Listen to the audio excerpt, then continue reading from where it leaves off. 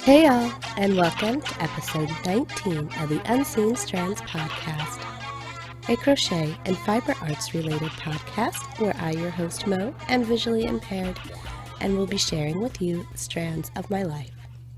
I come to you from central Iowa, where I live with my 4 boys, my husband, our 2 cats, and our dog. And as you may tell, today I am not at a 100% voice, so I'm hoping that this will come out. I'm actually feeling a lot better than I have been over the last week, but of course my voice took a hit today. This is actually the first day I've sounded like this, so I'm hoping, knock on wood, that whatever this is, that it's almost gone and done with, so I can be back to 100%. Because I've been having a relapse of whatever my respiratory issue is that they never actually figured out. And yeah, so this week has not been fun, and that is the main reason that I did not go ahead and start Blogtober. Because yeah, with all the other struggles recently, that was just something I did not also need to add to, I guess, my burden, my load of things to do in a day. But anyways, sorry guys for that little starting off ramble. I'd like to welcome you if you are joining us for the first time this week, and also a very big welcome back to anyone who is returning with us. So yeah, I've been meaning to record like all week and it just hasn't worked out. And I really wanted to get this podcast up and going since this will be number 19, and then I'll be able to make number 20 our big prize draw for the cakewalk owl. So that is the main reason I really wanted to push this episode out and get it rolling so that we can focus our next episode on a lot of more, I guess, fun stuff, and hopefully then I will have my voice back and be over this respiratory issue. But anyways, so I'll get into life a little later on. Let's just say I am so glad September is over, and I'm hoping so much that October brings better things. But let's go ahead and move on to finished objects. I do have a finished object. See, lovely microphone. I have my Mermaids Don't Run track socks. I don't remember at all what the contrast color is that I have for these. This was a yarn that, the contrast was a yarn that I picked up at a fiber festival-ish thing, which is when I originally found my LYS that I go to, even though it's not actually the closest LYS to me. But they put on this Fiber Palooza, is what they call it, and I found out about it, I think the day of, like it came up in my Facebook events, and it was this year on St. Patrick's Day, so we just thought it would be fun to go down and investigate it. And so yeah, I got this yarn there, and I thought it was a good like oceany color, so that's why I did it for my heels and toes. But yeah, I have my Mermaids Don't Run Socks. Jeez. My Mermaids Don't Run track socks. I did these from my kind of personally made up pattern. I'm not 100% happy with the toe that I did on this one, but I finished these at like 11:50 on September 30th, and I so badly wanted to have them done for the end of the month and to have them posted. So in 10 minutes I had to take the picture and post it to, I think it was Grocery Girls that do the socks that have to be done within a month. So I really wanted to get these up, so I just kind of made them a little, I guess, flatter than I would have rather. I mean, I need a nice rounded toe because I do not have pointy toes. I have a really wide toe line, which I found out from dance. I don't remember if I've ever covered that before, but yeah, I have. In the dancing world, I don't remember how they measure or like what the measurements were, but I have an E, which is a really wide foot for a point shoe. So that's why I know that I have a really wide, because that was like the widest they could get, and I had small feet, so it was a really awkward size for me to be able to get in point shoes. Yes, I did dance point for several years.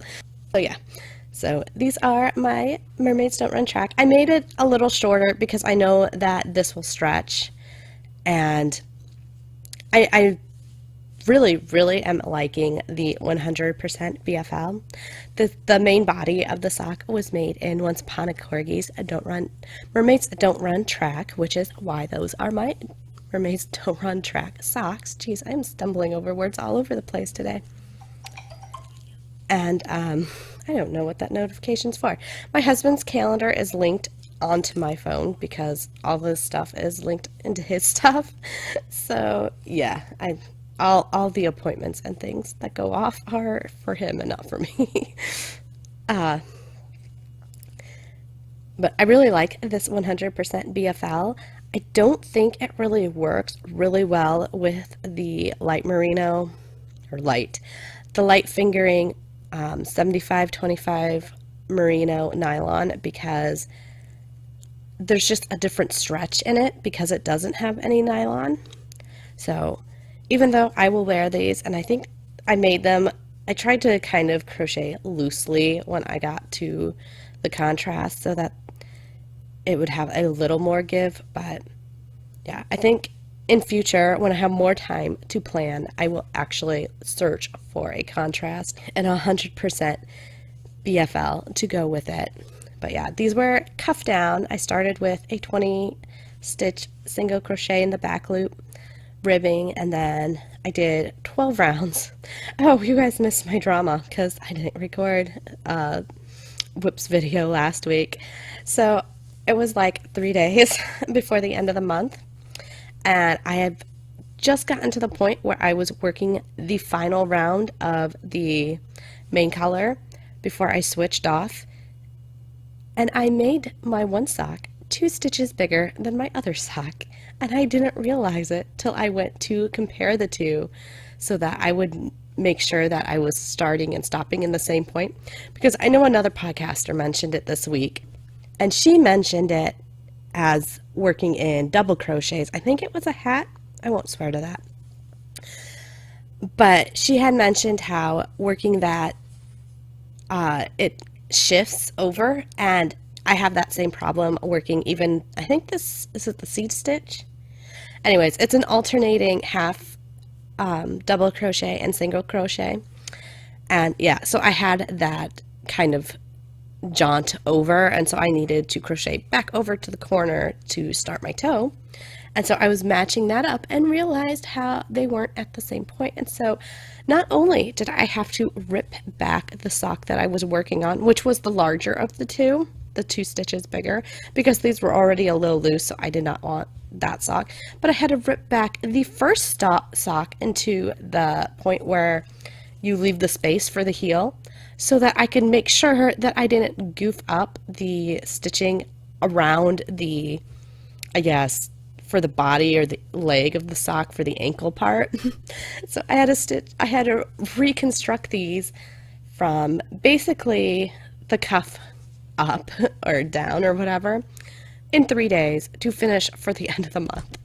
I was so stressed out. I almost gave up. I really did, guys. I had other projects that I wanted to get done for other cows, but I really wanted this pair of socks. So I decided I would go ahead and just finish this pair of socks off and not get my other, well, it was the test toy that I showed in my last video as my work in progress, which I was working. Originally, I had done it in the red color to go with the, I think I called it the Red Along, but it was, oh, I can't even remember what they call it. It was Heart Awareness Month, and so the Pen Hook and Needles was doing their heart health and something dysomia. Whatever the daughter has developed, and she got officially diagnosed like right when I started watching them. So whatever her heart disease is what they had done the Red Along. Well, it's Red Along for Pen Hook, or for Knit and Purl, which was back in, oh, I participated in hers and I won that one, but I can't remember which month it was. It was back in the spring. March-ish. Might have been March. So I had done hers, and so I really wanted to get that. It's actually a hippo. I don't think I said that. But I wanted to get that done. It goes with another toy that I would test for this same designer. And so I really wanted to get him done so I could enter it in pen, hook, and needles, but that just didn't happen. But I got these socks done, so I was able to enter them into the summertime,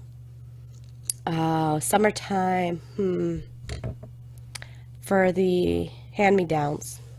I can't think of what it was actually called, but it was his summer beachy theme. So yeah, this was my entry, and as well as I got them into the Grocery Girls. I'm not 100% sure if they qualified for Grocery Girls because it's a sock, or it's a knitting sock or thing, and they don't specify how long the cuff needs to be. I mean, this is a good, if I'm just measuring from the top of the heel, it's a 4.5, probably 5-ish inch top, but I know in a lot of knitting they want you to go like 7 and up, but that's too high for a sock for me. This is like the perfect height, and this was actually as long as I can make them and still make them easy to pull on over my heel. So that's what we go with. What works better with putting it on versus what somebody's little made-up rules say that they need to be. So anyways, that was my Mermaids Don't Run Track socks, and they are done. Yay! And even though it has cooled off a lot here, for me, it is not sock weather yet. I am one of those people. Melanie, I don't know if you have this issue yet. I forget what you said your eye disorder is, so I don't remember if it's progressively getting worse for you or not. But since I have been legally blind my entire life, I have this habit of, I don't remember, my mom always called it feeling with my feet, and then I had another friend that called it monkey toes. So I have this issue where my feet are like a second pair of hands, and so I will go around as much as possible sockless.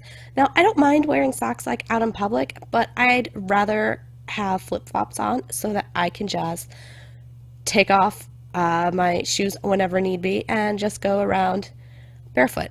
So yeah, I'm one of those people that don't wear socks a lot, but I like to have fun socks when I do wear socks. So my husband makes fun of me because I started making these socks, and he's like, but you never wear socks. Oops.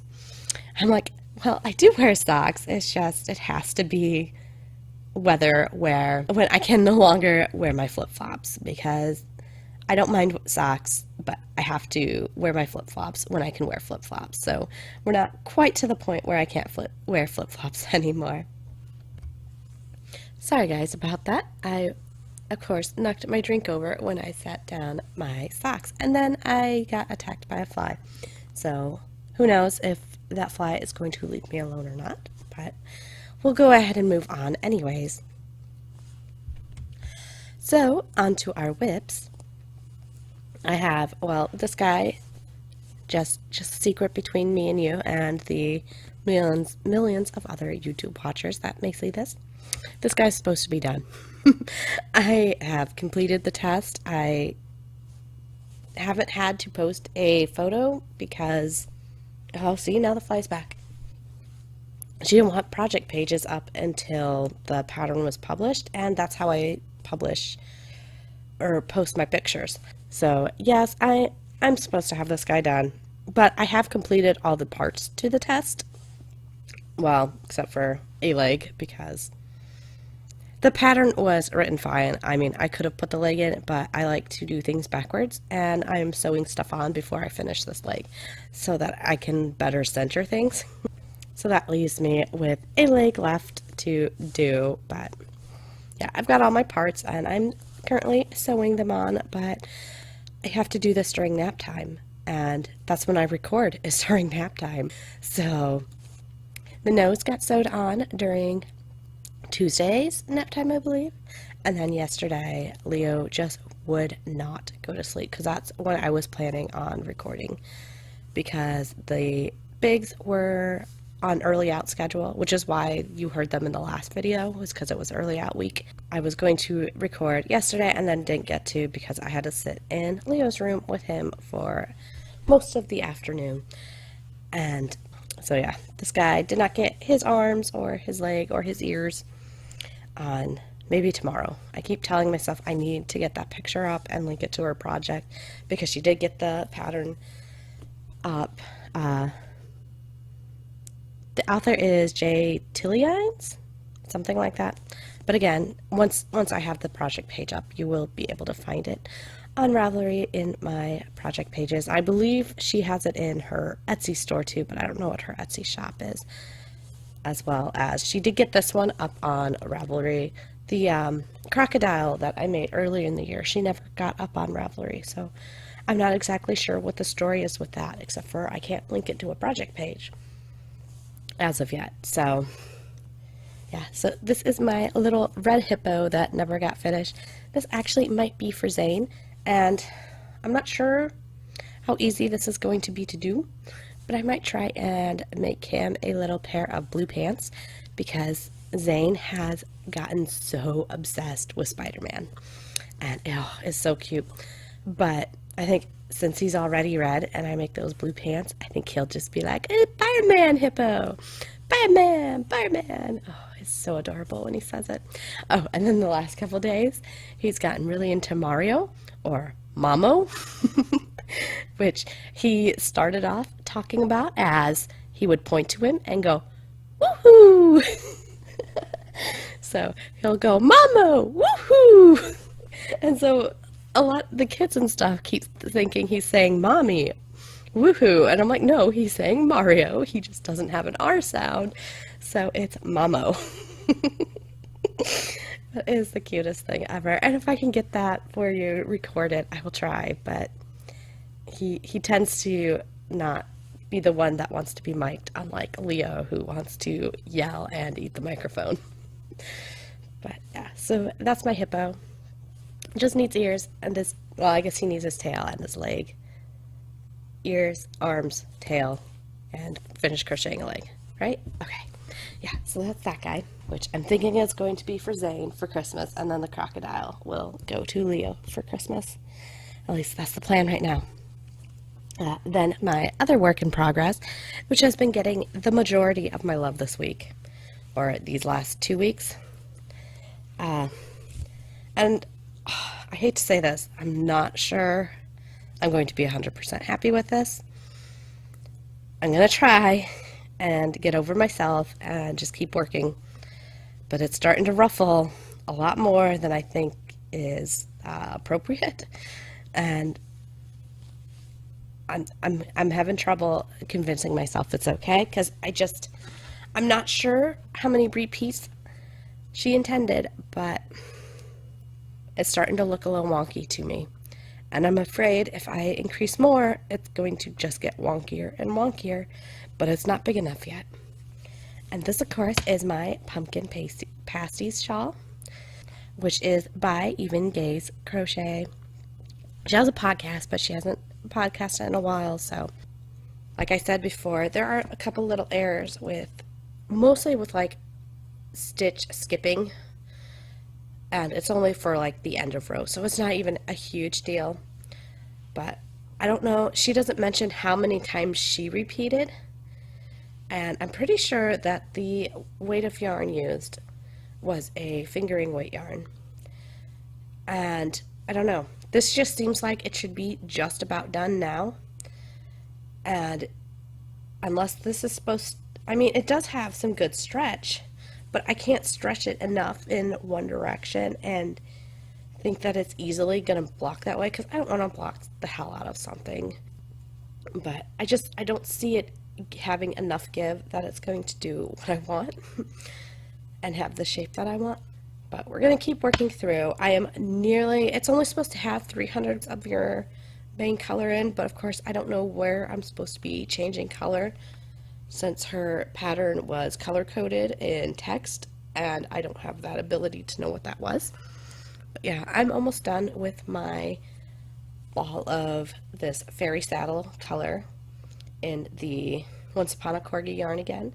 This time it is the 75-25, I think, nylon Corriedale blend.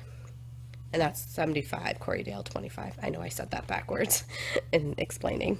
Bigger number means the wool sheep comes first. But yeah, so I'm almost done in the fairy saddle, and I do believe I'm going to go ahead and work this with the Warm and Cozy, which is actually the 100% Polworth base. But yeah, so I'm just about, I'm hoping, I can't see it not stretching enough, but I'm hoping that I have enough yarn, because geez, I still have like a third to go for this row. I'm hoping to have enough yarn to finish this round, and then I really don't think I can finish another one. I'm going to go ahead and switch out. I was hoping that I'd have enough that I could kind of make a more gradual transition, like a couple rows in the Warm and Cozy and then another couple rows of the fairy saddle and then go back to the Warm and Cozy, but I don't see it happening. I don't think I'm going to have enough yarn. So that is that work in progress. It's getting a lot bigger, but it's just not big enough. Unless she's an itty bitty tiny person. It's not big enough yet, and it's getting really wavy, which isn't a bad thing. Just I'm almost thinking with more rounds of the repeat, which increases, it's just gonna get way too ripply. Like it looked really nice before I'm getting to these last couple rows, which was my last repeat. That's kind of where I'm getting off, and I think if it had the stitch count so I would know that my repeats were right, I'd be doing a lot better, but she just has the original stitch counts for the original pattern written out and not for the repeating things. So that's just something else I would like to see in that pattern.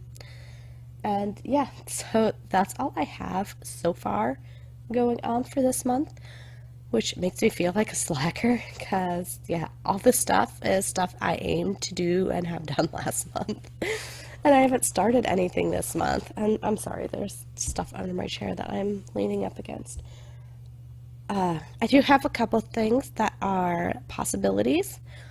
Since it is, I guess, October, I don't remember if that's what the crochet world was calling it or just the knitting world, but we are doing the sock along currently that everyone, I think my Mermaids Don't Run Track actually will qualify for the sock along because I did actually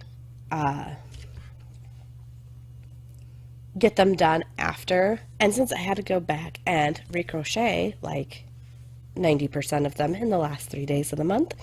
I guess it wasn't 90%, but at least I still did 50% of the socks in that last 3 days. I think those will qualify because it started at the end of last month. And yeah, like I said, I didn't finish them until the 30th at 11:50 at night. So I'm hoping they'll qualify for that. Sorry about that, guys. I had a huge coughing fit and went to find some medication because it's probably been time for that for a while. I honestly didn't track when I took anything earlier, so not sure, but I'm guessing. And then I'm getting attacked by the stupid fly, which will not leave me alone. But anyways, so I am planning on working the My Sweet Socks pattern, which is by Caroline Rodriguez, or otherwise known as the Mind and Muse podcaster, or otherwise known as Crochet Cake's mom. And yeah, so I was planning originally in doing this in like Halloween colors, but I was just thinking about it and listening to the Stranded podcast earlier, and she has her festive sock along going on, as well as it's the crochet sock along going on. And yeah, I have my Meet Me by the Mistletoe that I kind of started in July and never got past the first toe in the pattern that I was working, because the pattern, I'm trying to think, it would be similar to the camel stitch it wants you to work, but it's not called that in this pattern, so I don't know if this pattern is just older so it doesn't have that reference, or if it's really wanting you to work into a different part, but I just kind of got sidetracked by not being able to work that very well. And so yeah, I set that aside and haven't been working on it. So I'm thinking I'm going to rip that out and go ahead and work that in Caroline's pattern and try that pattern out just for something different. I believe there is a cupcake pattern of some sort in it, so I'm kind of intrigued to see how that'll work in this Christmassy yarn, but we won't know until we try, right guys? So I think that's going to be my next sock that I try and work up, unless I do kid socks, because that's also a very big possibility, although then I can't enter it into a lot of other things, so we'll see. And then another thing that I have that I am thinking about, it is the, we're still doing the hat along, which is a different hat each month for the wool hands needles. Is that the right order? Wool hand, whatever. The fiber for the people dyer. We're still doing that, and October is fingering weight yarn hat. And so I was looking around, and I'm thinking, since there are also all the Halloween and things, fall-ish alongs going on, that I might try this other hat, which is the autumn leaves. Let me check for ya. Autumn leaf hat pattern by Tina Rodriguez. I just think it's really funny that both people have the same last name, even though they probably have no idea who each other are, because let's just face it, that is super common Spanishy last name. But yeah, I just thought that was really funny and interesting. But yeah, this pattern is a pay-for pattern. The sock pattern was a free pattern. But yeah, September was such an expensive month for me that I'm not sure if I'm going to go ahead and bite the bullet and pay for this pattern. I do still have a pattern to redeem from Silver, so that might be this one, just so I can get it done. But I kind of want to get something done before I start it.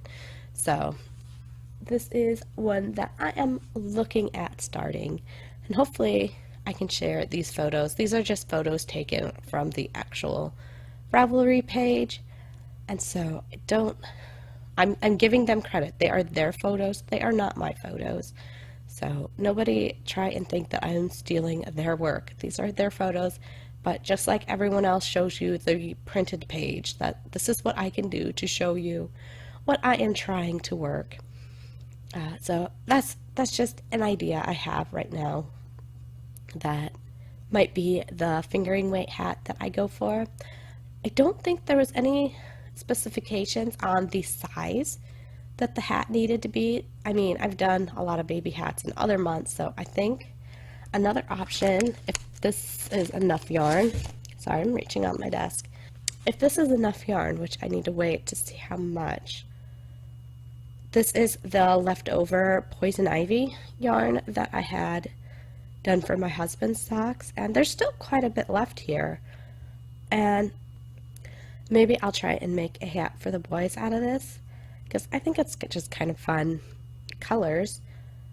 But I don't have any idea on fingering weight patterns, because most hat patterns aren't fingering weight, and a lot of times when I make a hat, I actually make something else first and then take whatever I made and take the stitching from that and make the hat pattern kind of match the stitching in the other item. So I don't have a lot of experience in finding good hat patterns.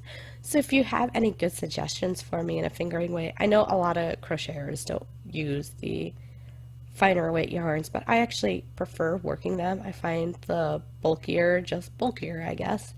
And so yeah, I wouldn't mind working one. I don't have any ideas at the moment. And I know I can make an adult woman's sized hat with under 50 grams, because I don't even remember that whole set that I made earlier in February, which is why I said that I made the Hermione's fingerless gloves, and I made a hat to match that, and those two things together only weighed 50 grams. So I know I can get one out of not a lot of yarn if it's fingering weight, but I don't have ideas, guys. I need some ideas on what to make. So I just thought this one sounded like it would be a good hat to make, but I don't know. You know, I can't really see your pictures that everyone posts. I'm sure they're absolutely lovely, but I can't tell. So if you have some ideas for me, I'd sure appreciate it. But I think that's about it for our fibery goodness for this episode. So anyways, guys, this episode ended up running really long, so since it seemed fairly well split between, I guess, fibery content and more rambling content, I'm going to go ahead and split this off as part 1 and upload part 2 as a separate episode, as that will just make it a whole lot easier for me to edit, since 90% I think of the pictures are all in this part, and the other part is just really rambling storytelling, and I think there'll be maybe one picture and a video attached to the next part. So if you liked this episode, I hope you hook the like button and subscribe, and stay tuned for part 2.